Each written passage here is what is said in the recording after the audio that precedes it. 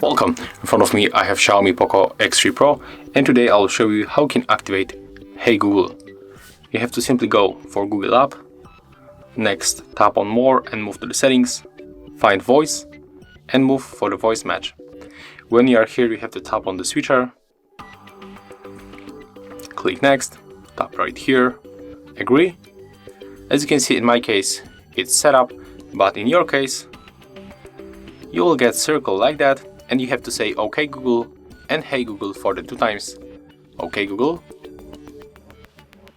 Hey Google, and the last one, Hey Google.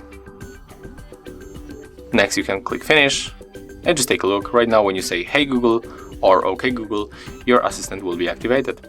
So if you find this video helpful, remember to leave a like, comment and subscribe to our channel.